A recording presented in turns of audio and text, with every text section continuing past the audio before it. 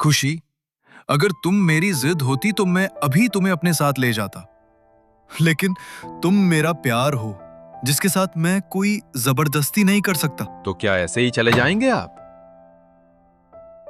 खुशी को अपने साथ लेकर नहीं जाएंगे?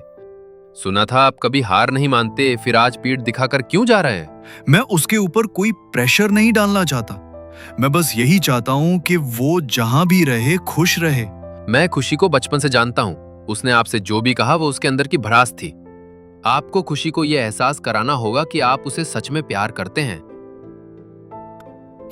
Thank you. जॉली, तुम इतनी जिद क्यों कर रहे हो? मैंने कहा ना, अब हम यहाँ नहीं रुकेंगे। और तुम्हारे इलाज में रजत ने जितने भी पैसे खर्च किए हैं वो हम उन्हें धीरे धीरे दे देंगे। मुझे कोई पैसे नहीं चाहिए। और हमें किसी का एहसान नहीं चाहिए। दीदी, आप सर को गलत समझ रही हैं। जॉली, आपके जाने के बाद सिर्फ मैंने देखा है कि सर कितना टूट चुके थे। और दीदी, घर पे दादाजी को भी आपकी ज़रूरत है। मैं इस हालत में उनकी मदद नहीं कर सकता। दीदी प्लीज़ घर चलिए। ठीक है, लेकिन मैं वापस जाऊंगी तो सिर्फ तुम्हारे और दादाजी के लिए। तो बस स्टैंड पर आप खुशी मैडम का ही इंतजार कर रहे थे? गौरी, तुम्हें मुझे मैडम कहने की जरूरत नहीं है। गौरी भी हमारे साथ ही चलेगी। ठीक है, अब चलो। मैं कुछ देर भाई के साथ रहूंगी। ठीक है, बाद में ड्राइवर के साथ आ जाना।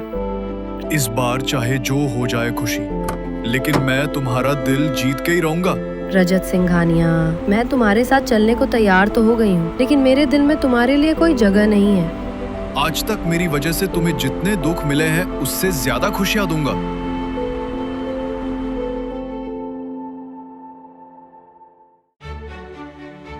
एक मिनट खुशी, ये सब क्या है? तुम इस घर की बहू हो। पहली बार जब तुमने इस घर में कदम रखा था तब मैं तुम्हारा गृह प्रवेश नहीं करा पाया था क्योंकि तब मैं आपके लिए कॉन्ट्रैक्ट पर खरीद कर लाई हुई एक लड़की थी। और अब तुम मेरी पत्नी हो। खुशी, खुशी मैडम, हमें माफ कर दो। आप तीनों यहाँ, वो भी इस हाल में? हमें माफ कर दो बेटा। आप लोगों को यहाँ आने के लिए किसने कहा था? जाओ यहाँ से। खुशी, प्लीज रजत सर को तुम ही समझाओ ना। हमें अपनी गलतियों का एहसास हो गया है। खुशी ने उसकी बातों को इग्नोर किया और वहां से चली गई। सच सच बताओ खुशी, क्या इतने दिनों में तुम्हें जरा भी मेरी याद नहीं आई? आपके बारे में क्या याद करती मैं, कि कैसे आपने मुझसे जबरन शादी की थी, या ये कि आपने सिर्फ एक वारिस के लिए मुझसे शादी की थी और मैं यहाँ सिर्फ दादाजी के कारण आई हूँ। बेहतर होगा कि आप मुझसे कोई उम्मीद न रखें। आखिर आप चाहते क्या है भगवान? वहाँ गांव में ताऊ जी और ताई जी कितने अच्छे थे। अरे, उन्हें फोन करना तो भूल ही गई। वो लोग तो मेरे फोन का वेट कर रहे होंगे।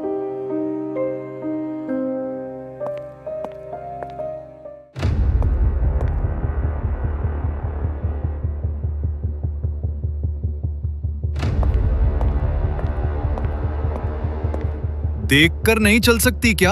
आकर मेरे ऊपर ही गिर गई। सॉरी, वो मेरा पैर मुड़ गया था। खुशी, क्या हुआ? खुशी, प्लीज मेरी मदद करो। तुम्हें नहीं मालूम तुम्हारे ना रहने पर रजत मेरे साथ क्या करता है?